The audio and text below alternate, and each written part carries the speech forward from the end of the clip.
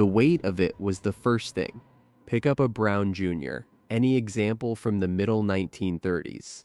The Model B from Junior Motors of Philadelphia, the engine that was the first commercially manufactured model engine in the history of American aeromodeling, and the weight surprises you. Not the heaviness of something poorly made or unnecessarily solid, but the specific weight of precision metal. The cylinder head machined from aluminum, the crankcase cast and fitted, the spark plug threaded into the head like a scaled-down version of the plug that went into a Ford or a Chevy, which in fact was not far from what it was. The Brown Jr. was not a toy engine.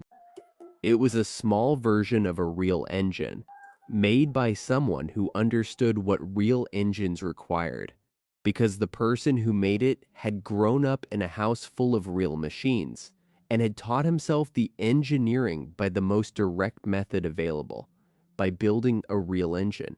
When he was still a boy, you mount the engine on a wooden bench, the kind of bench that existed in every serious workshop and garage in America in the 1930s, scarred with the marks of previous work, oil darkened at the vise and the edges from years of contact with working metal, and you make sure the prop is clear. The propeller of a spark ignition model engine in 1934 was not the plastic propeller of a later glow engine era. It was carved from wood, sometimes by hand, balanced by weight and by feel, a piece of craft in its own right. You check the fuel tank, gasoline, actual gasoline, because the spark ignition engine ran on straight gasoline, and the glow engine and its nitromethane fuel were still a decade away from existing. The smell of gasoline in the morning air was the smell of this hobby in this era, sharp and clean and familiar from every gasoline engine in every car and truck and tractor in the country. You adjust the spark timing. This is the step that has no equivalent in the glow engine experience, and it is the step that most completely characterizes the Brown Jr. as the machine it was. The spark timer, mounted directly behind the propeller mount, a small rotary device that set the advance of the spark relative to the piston's position, required adjustment before starting, and the correct adjustment depended on factors that the pilot had to assess: the temperature, the barometric pressure, the specific fuel they were running, the prop load, and too much advance, and the engine kicked back on starting hard enough to injure the hand that was flipping the propeller. Too little advance, and the engine ran rich and sluggish, producing power below what its design allowed. The correct setting was in the range that experience specified, modified by the judgment that the current conditions demanded. And if the sound of that engine firing for the first time on a cold morning, the deep, rough, authoritative bark of a spark ignition, two-stroke coming to life on gasoline that it has every right to resist, is something you have heard, or something you wish you had heard. Take a moment to like this video and subscribe. Not for the algorithm, but so stories like this one don't fade into silence. The Brown Jr. and the era it inhabited deserve to be understood, and keeping that understanding alive requires people who care about it to say so. You flip the propeller. Bill Brown was a teenager in Philadelphia in 1930, and he was building a model engine in his bedroom at the same time that the Great Depression was making the world outside his window considerably darker than it had been. The stock market had crashed in October 1929. His father had been fired from his job through no fault of his own, a common enough experience in 1930 when unemployment was climbing toward the 25% that it would eventually reach. The family's financial circumstances were reduced, and the pressure in the household was real, and Bill Brown was in his bedroom building a model engine. This is the context in which the Brown Jr. was invented, not in a well-funded laboratory, not in a professional machine shop with proper tooling and engineering support, but in the bedroom of a teenager whose family was under financial strain in the worst economic decade in American history. The cubic inch displacement prototype that Bill built in 1930 used a fabricated crankcase and a poppet valve induction system, and he built his own spark plug and ignition coil because buying these things was not possible at the price his budget allowed. The engine ran. It was underpowered for the applications he had in mind, but it ran, and a model engine that runs is a model engine that can be made to run better. He built another engine, and this one was cubic inches of displacement, twice the volume of the first, and it was a different order of machine. The prototype of what would become the Model A was not the refined production engine that Junior Motors of Philadelphia would eventually sell in dovetailed wooden boxes on polished mounting skids. It was the product of a teenager with access to limited tooling and a precise understanding of what he wanted to achieve, which was a model engine that would power a model aircraft in sustained, reliable, controlled flight in a way that rubber power could not, and that the other improvised power sources of the era had failed to accomplish. His friend Maxwell Bassett designed an airplane for the engine. The aircraft was called the Miss Philadelphia, and it was built for the cubic inch motor that Bill had designed and assembled in his bedroom. They entered it in the 1932 National Aeromodeling Championships in Atlantic City. They placed fourth place in the 1932 National Championships was in the context of what they were doing, not a disappointment. It was a proof. The Brown engine worked, and it worked well enough to compete at the national level, in a field where other builders had other equipment and other experience, and to place in the top four. The proof propagated through the modeling community in the way that proofs always propagate. Someone who had seen it told someone who hadn't, and the engine went from a Philadelphia teenager's bedroom project to a nationally recognized achievement in the time it took the news to travel through the correspondence networks and the magazine pages that connected American modelers.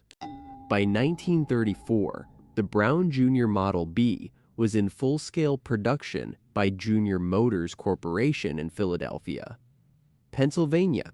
Junior Motors was the commercial vehicle for the engine that Bill Brown had designed in his bedroom, the institutional expression of the idea that his design was worth making at scale.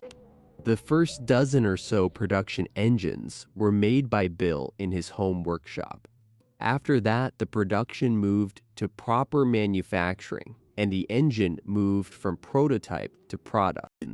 The engine was packaged on wooden mounting skids in dovetailed wooden boxes with sliding lids, with an instruction manual whose final sentence captured the era's relationship to mechanical risk with a directness that later decades would find remarkable.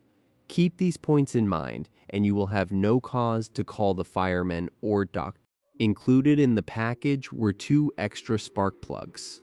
One, a Brown Jr. plug, the company's own production, because the 3/8-inch spark plug appropriate to a model engine was not available from the automotive suppliers in 1934, and Junior Motors made their own, a wrench for cylinder removal, a capacitor, a battery, and a fuel tank.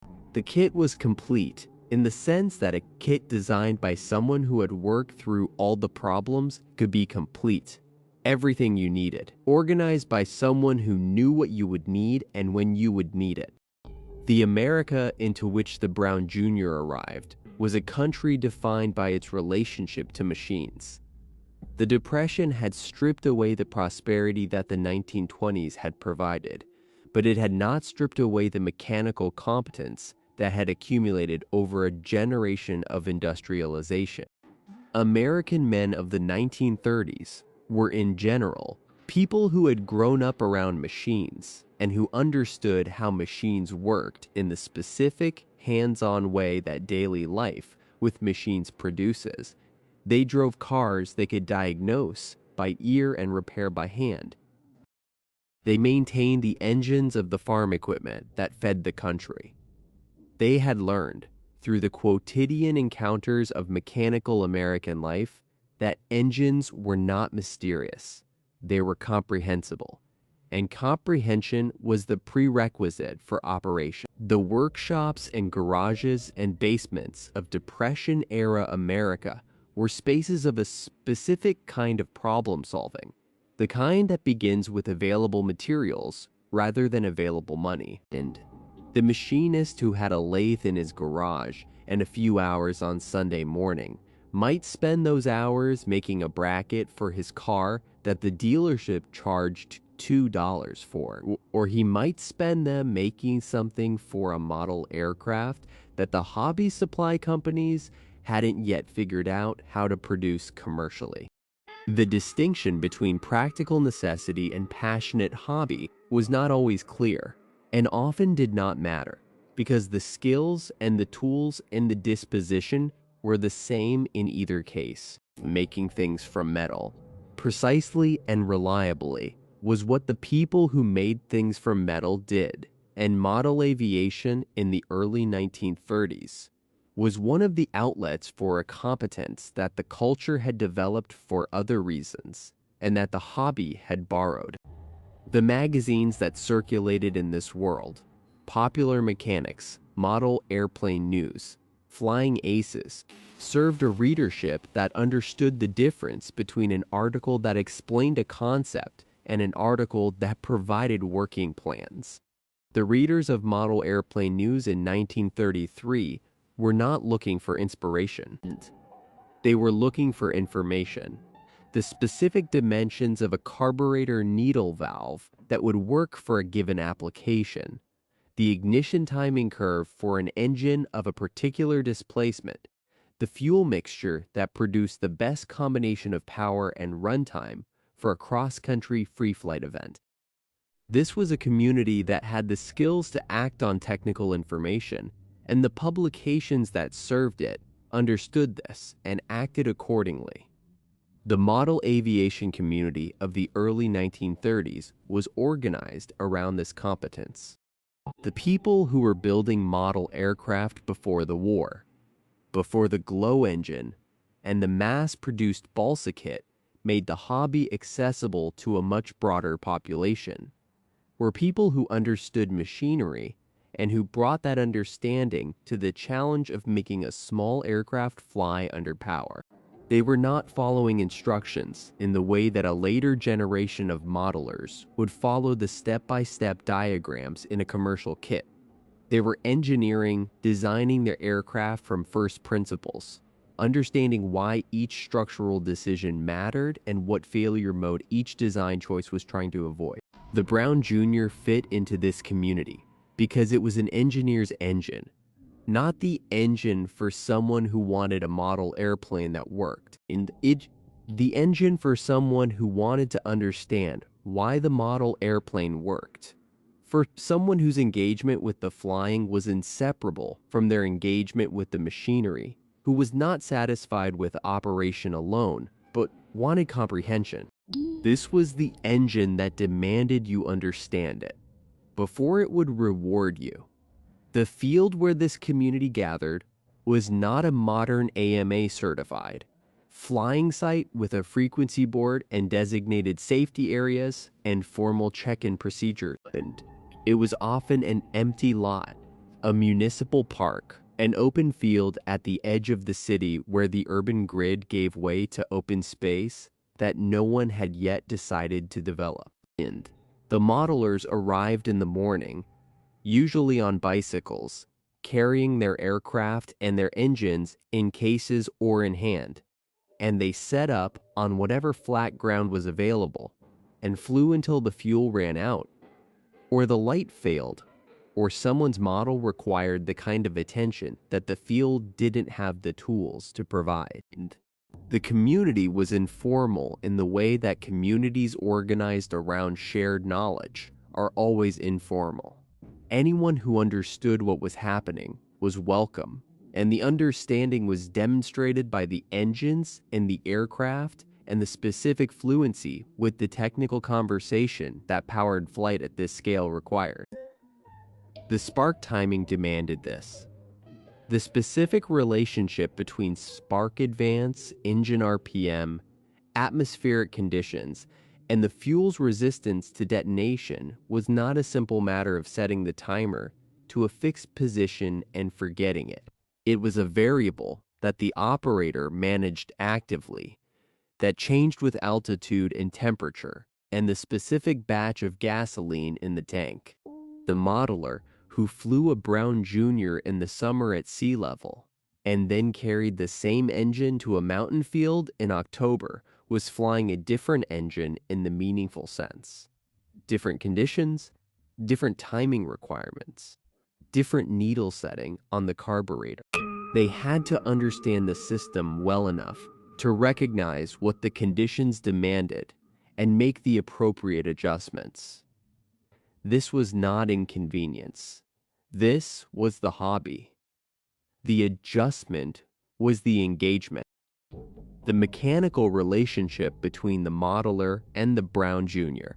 was the experience that the hobby provided, as much as the flight itself was the experience. The person who stood at the field, timing set correctly, prop flipped with the proper technique, index finger along the blade, away from the arc, because the engine that kicks back on a mistimed spark does not distinguish between the blade and the finger, and who heard the engine fire and settle into its characteristic rough idle. That person was not operating equipment. They were in a relationship with a machine, and the relationship was the point.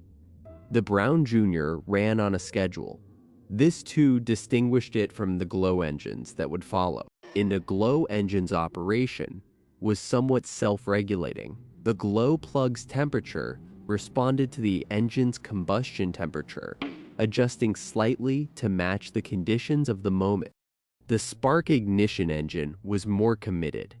The spark fired when the timer said it fired, at the temperature the battery and coil produced, and the engine either found the operating conditions appropriate or it expressed its displeasure through the specific behaviors of an ignition engine being asked to do something it did not want to do. And the hesitation at mid-throttle, the tendency to stop when the throttle was reduced quickly, because the mixture had gone lean before the idle needle could respond. The preference for specific atmospheric conditions that made it easier to start and harder to operate as conditions drifted from the ideal.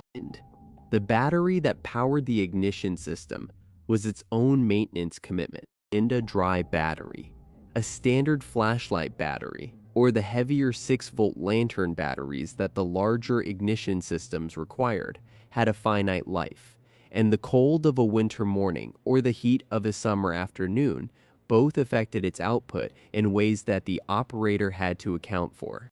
Too little voltage from a depleted battery, and the coil produced insufficient spark energy. The engine misfired. The power fell. Too much vibration from a poorly mounted coil. And the points that triggered the spark developed an intermittent contact that produced erratic ignition and correspondingly erratic power. The modeler, who arrived at the field with a freshly charged battery and a properly mounted coil, was the modeler whose engine started reliably and ran cleanly. The modeler who had neglected either was going to learn something about electrical systems before their day of flying was finished. The fuel system was equally demanding. Gasoline is not a forgiving fuel in a small engine at altitude. The vapor pressure changes with temperature. The carburetor's needle valve setting that produced the correct mixture at the bench may be too lean or too rich in the air, and the transition from the density of ground-level air to the slightly lower density of altitude on a warm day could richen the mixture enough to cause the engine to load up and cut out at the worst possible moment. The pilot who understood this, who had worked through the specific sequence of adjustments that kept the mixture correct through the full operating envelope, was the pilot whose free flight model climbed correctly and whose competition flights ended as intended, rather than as improvised emergency recoveries. The dethermalizer, the mechanical device that ended a free flight model's flight after a specified time, usually by deflecting the tail surfaces to increase drag and bring the model down before it drifted out of range, was set before each flight. The timer that triggered it was mechanical, a burning fuse or a clock mechanism wound before launch, set to trip after the number of minutes that the modeler had calculated would produce the maximum scoring flight without exceeding the field's effective retrieval range. Getting this calculation right required understanding the engine's power output, the model's climb rate and glide ratio, the wind speed and direction, and the thermal conditions of the specific afternoon. The modelers who made this calculation correctly, who flew their models to the edge of what the field and the conditions allowed, were the modelers who won competitions, and they made the calculation correctly because they understood the system, not because they were guessing. And you learned these behaviors by accumulating them. The first time the Brown Jr. kicked back on you, it taught you something about spark timing that no instruction manual could have fully conveyed. The instruction manual said to set the timer to a specific position and to anticipate a possible kickback. The experience of the kickback, the propeller catching your finger and informing you that you had positioned your hand incorrectly, or the engine reversing violently against the mount and informing you that the timing was advanced too far for the current conditions, transmitted the knowledge in a form that the instruction manual could not. It transmitted it in the form of consequence, which is the form in which knowledge about machines is most durably acquired. The modelers who flew Brown Jr. powered aircraft in the 1930s carried this knowledge in their hands and in their memory. They knew the engine because they had been through every way it could go wrong and had resolved each wrong in the direction of right. They knew the smell of the fuel at the correct mixture and the sound of the engine at the correct temperature and the feel of the prop under their fingers at the correct timing. This knowledge was not in books. It was in them. The achievement of May 28, 1934, was the proof that the knowledge was real. And on that day, a Brown Jr. powered model completed a gasoline-powered flight of 2 hours, 35 minutes, and 35 1/5 seconds, a performance that was tracked by a full-scale chase plane because the model was airborne long enough that it required active tracking to maintain contact. The flight returned to its originating point. An endurance record was established, and the modeling world, which had been watching the development of the Brown Jr. with the interest that any promising new technology attracts, understood that this was not a prototype or a curiosity. This was an engine. William L. Brown Jr. received an award for the achievement for gasoline-powered flight, 2 HRs, 35 mins, 35 to 1/5 sec, May 28, 1934. The award was not merely for the engine. It was for the complete system, the engine and the airplane, and the understanding of both that had made the flight possible. But the engine was the center of it, because without an engine that would run for 2 hours and 35 minutes without failing, the flight did not happen. The Brown Jr. ran for 2 hours and 35 minutes. When Bill's father had first discovered that his son was building a model engine in his bedroom, his reaction had been the specific skepticism of a man under financial pressure, watching his child work on something that seemed from the outside entirely beside the point. His exact words, as Bill later recalled them, were a sarcastic, "Now what does that prove?" Bill had been hurt by this at the time. He later understood it as the expression of a man who was struggling, who had been stripped of his professional identity by the Depression, who was watching his son do something apparently frivolous at a moment when frivolity felt like an insult to the seriousness of the situation. What it proved in the end was what all genuine engineering proves, that the application of systematic thought to a real problem produces a real solution. The real problem, in 1930, was that model aircraft needed a reliable, lightweight, commercial power source, and there was none. Bill Brown was a teenager in a bedroom. The solution was an engine. The glow engine arrived in the late 1940s as a consequence of the development of the glow plug, a device that eliminated the separate ignition system entirely, replacing the battery in coil and timer, with a glowing coil in the engine's head that sustained combustion through the heat of the combustion itself. Ray Arden's glow plug, introduced in 1947, was the product of an insight that in retrospect seems almost obvious, that if the combustion temperature was high enough, the plug could remain at ignition temperature without external power, and that an engine could therefore operate without any electrical system at all. The first glow plug engine was lighter than any spark ignition engine could be, because the battery and coil and timer weighed several ounces that the glow engine did not require. This was not a trivial weight saving in a hobby organized around the weight of flying machines. Every ounce of power plant weight that could be eliminated from a model aircraft was an ounce that could be added to fuel, or to structure, or that could simply be not there, contributing to a lighter aircraft that climbed faster and glided longer and survived crashes better. The glow engine's weight advantage was decisive, and it was combined with the operational simplicity advantage: no timing to set, no battery to maintain, no coil to replace when it arced internally and ceased to produce spark. The glow engine started easier, ran more consistently, and required less operator knowledge to operate reliably. The spark ignition engine was not immediately obsolete.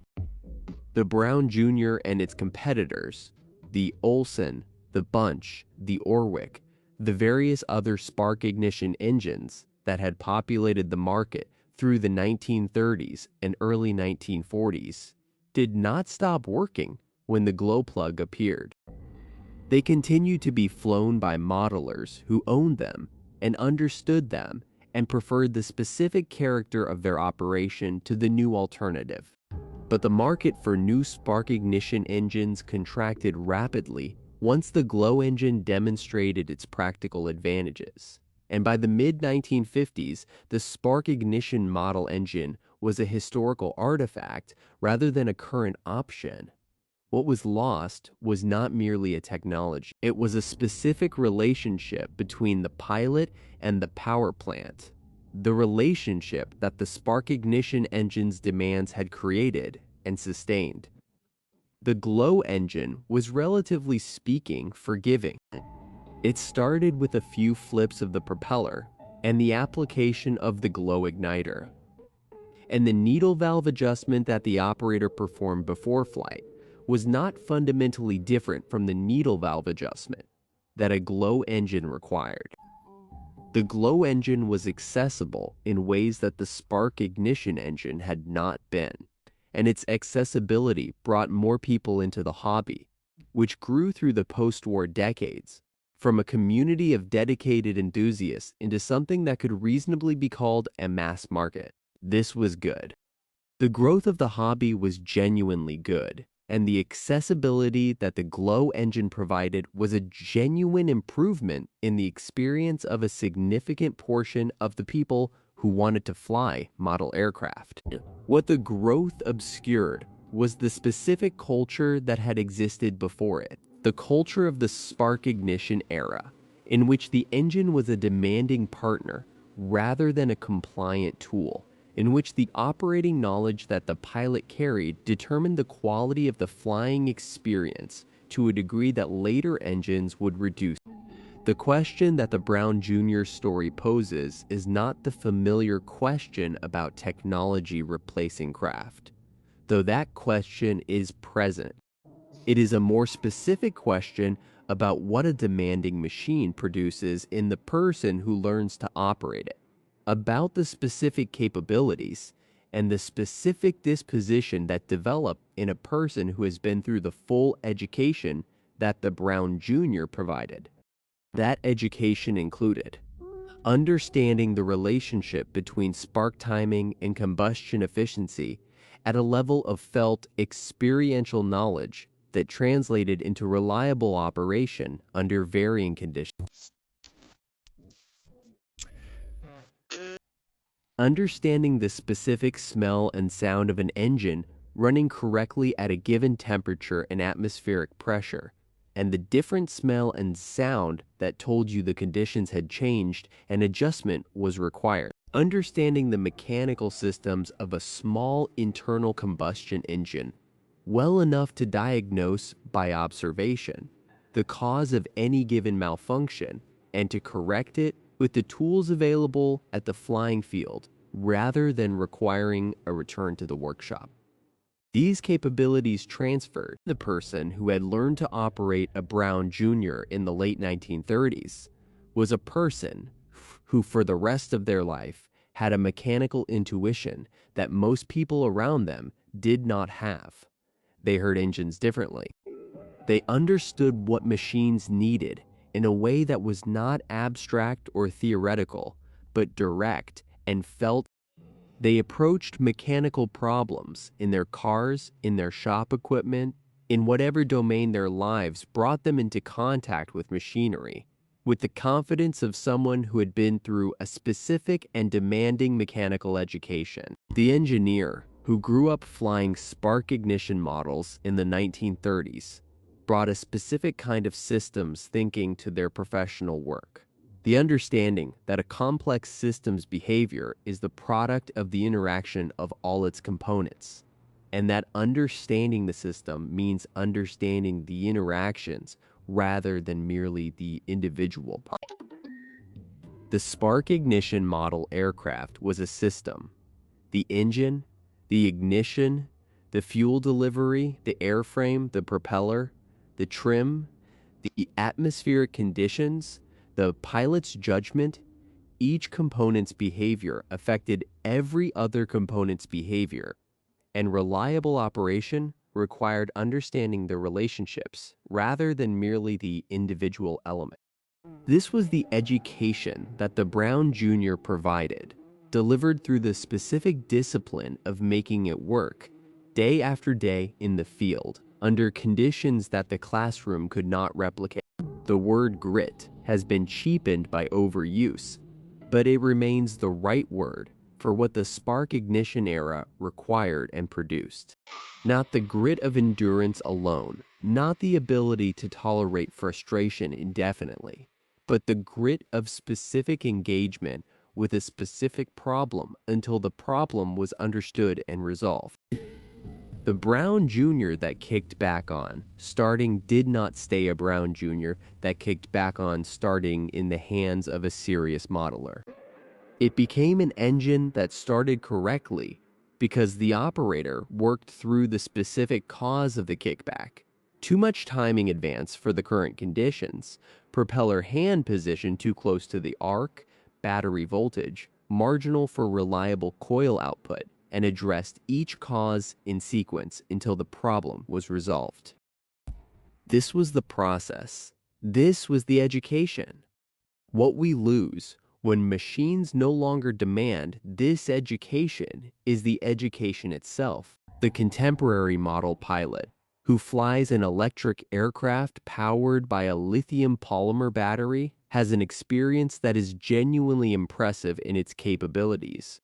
Quieter, cleaner, more powerful to weight, more consistent in its performance across varying conditions than any internal combustion engine could be.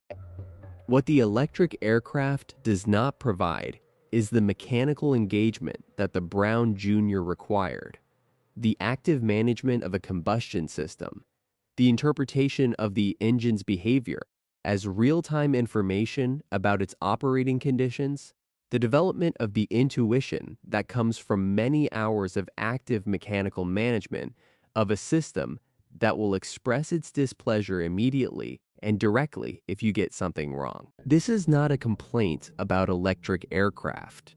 It is an observation about what the Brown Jr. provided that no subsequent technology has replicated: the specific education of operating a demanding machine, in which the machine's demands were the curriculum.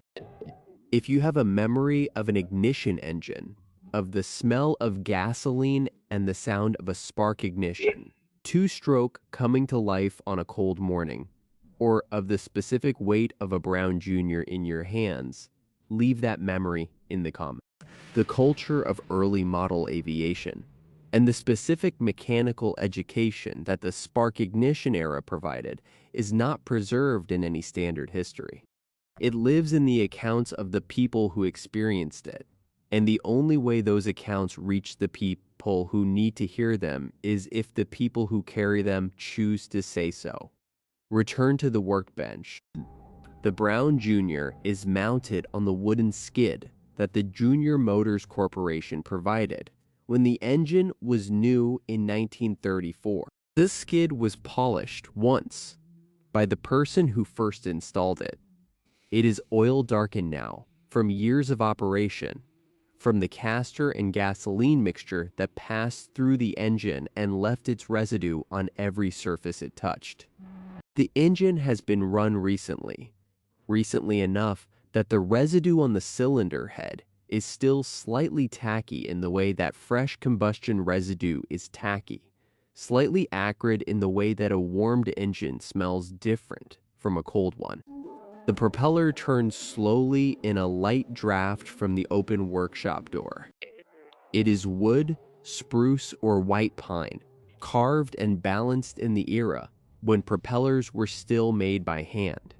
And its rotation in the light draft is not the rotation of a running engine, but the rotation of an object with enough blade area that even the slight movement of air produces measurable torque. It turns. It slows. It stops. The engine idles. What Bill Brown built in his bedroom in 1930, while his father was out of work and the country was contracting into its hardest decade, was the first commercially manufactured model engine in American history, the beginning of an industry, the first expression of a technical possibility that had not yet been commercially realized, the proof that a teenager with access to a lathe and the knowledge to use it could solve a problem that the entire model aviation community was waiting for someone to solve. Junior Motors Corporation took the engine to market in 1934. They packaged it in a dovetailed wooden box with a sliding lid on a polished mounting skid, with 2 spare spark plugs and a wrench and a battery, and an instruction manual that ended with the specific practical caution about the fireman and the doctor. They sold it to the modelers who had been waiting for this engine, and the modelers who bought it carried it to their fields and learned to operate it, and built around it the specific culture of the spark ignition era of American model aviation. The engine ran for 2 hours and 35 minutes on May 28, 1934, chased by a full-scale aircraft across the landscape, and returned to its originating point. And the modeling world understood that this was not a novelty. This was the beginning of something. The bench is quiet. The propeller is still. The oil smell of 90-plus years of operation has settled into the wood of the skid and the surface of the cylinder head and the memories of the people who were there. The engine does not run today, but it ran, and the running of it changed what was possible. And what became possible from the running of it changed the entire trajectory of a hobby that continues today, in forms that Bill Brown's bedroom would not recognize, but that trace their lineage in an unbroken line, back to the machine on this bench. Bill Brown's father asked, "Now what does that prove?" It proved everything.